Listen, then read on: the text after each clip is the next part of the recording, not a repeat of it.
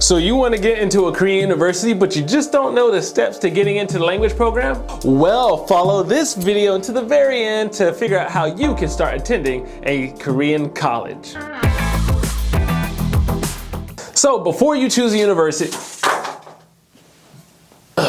T'Challa. All right, so before you actually choose a university, it is a super good idea to do some research. So here's the thing, many different schools have different philosophies, and so you want to choose a school that is going to match how you feel and also what you're looking for. So, for example, according to someone I know who attended a language university in Seoul, Sogang University focuses more on the speaking and listening and more conversational skills that you'll need in Korea, versus Yonsei University, they focus more on reading and writing skills. Even the language university that I attended focused more on reading and writing skills rather than conversation. So my vocabulary actually shot up, but my conversational skills didn't shoot up as much as I wanted to because of that. Also, with that being said, you may want to research which schools you have a better chance of getting into versus the ones that you may not be able to get into as well. Not saying that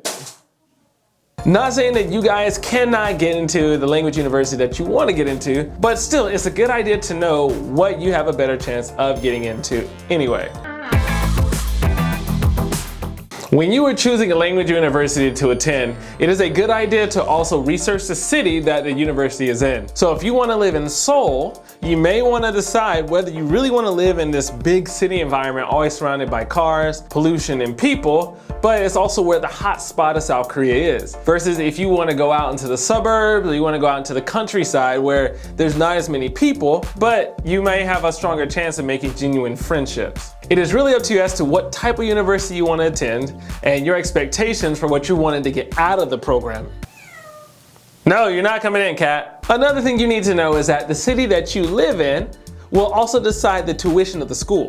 So again, if you're living in Seoul, obviously it's going to be a little bit more expensive than if you were to go outside of the city. But we're going to cover that within the next section. So when I studied abroad in Japan, I started attending the university in September, which was the beginning of the American school year. But the Japanese schools were already in session. But I can still attend from September, no problem. I bet most of you are trying to figure out how you're going to be able to afford attending a South Korean university. Believe it or not, there's a lot of free money out there. There are tons of scholarships you can apply for to get money to study abroad in South Korea. Lucky for you, Korean universities actually receive a higher ranking the more diverse their campuses are. So that means you need to apply. Believe it or not, many colleges offer free money for those who want to attend their universities. If you're interested in scholarship information, make sure you stay tuned to the end of the video to actually get some of that info. Or you can just look at the description. Last but not least, as you are doing your research, make sure you research information on boarding or where to stay when you attend college here in South Korea. See, some universities have international students stay on their on-campus housing, but then they also have students stay outside of the campus in different apartments. You definitely want to do your research, that way you can prepare well when it's time to live here in South Korea. And while you guys are at it, let me know in the comment section below why you even want to study here in South Korea. I mean, if it's for K-pop, then that's cool. Let me know if you want to stay here because of K-pop. But make sure you tell me why you want to study here. All right, so the next thing you need to know is documentation is extremely important. If you mess up your documentation, that can delay you actually studying abroad here in South Korea. So the first thing you want to do is obviously fill out the application. Duh. For most applications, there will be an application fee, so just be prepared to pay that. A lot of times this may be from, I don't know, I'm just throwing this number out there, between $30 to about $80-ish. It can be, depending on the university, it'll be somewhere between that. I think when I applied to language school, my application fee was about $50. So just know, just as a heads up, that yeah, you might have to pay just a little bit extra money. Okay, so the next thing is you need to make sure you have your test scores.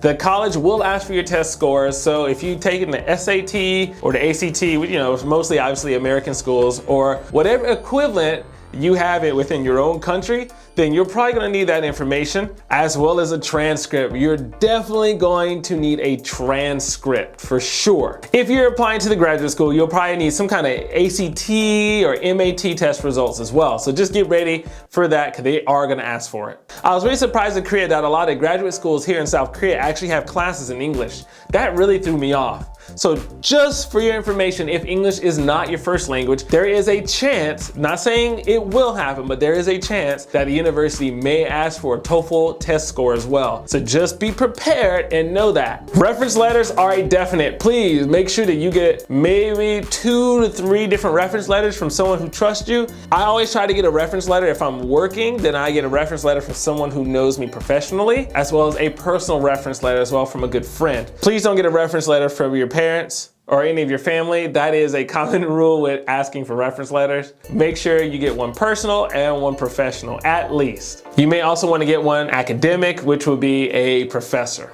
Obviously, you're gonna need updated passport copies as well. And you know, some schools might even ask you for a personal statement. So just, hey, be ready for that as well. No. That was T'Challa, wasn't it? Wakanda not forever.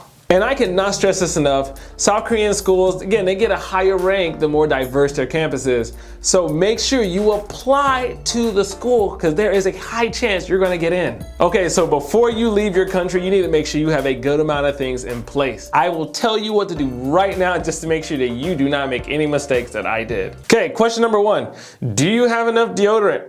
If you use deodorant, please make sure you buy a lot of sticks because South Korea does not sell deodorant. Or at least they don't sell the deodorant that you're thinking because their deodorant is extremely weak. Definitely not as strong as American deodorant or Canadian deodorant or anywhere Western. So please make sure you bring deodorant. Did you renew your passport? Because if you try to come to Korea and your passport expires within 6 months of your leaving, that will be a bad thing.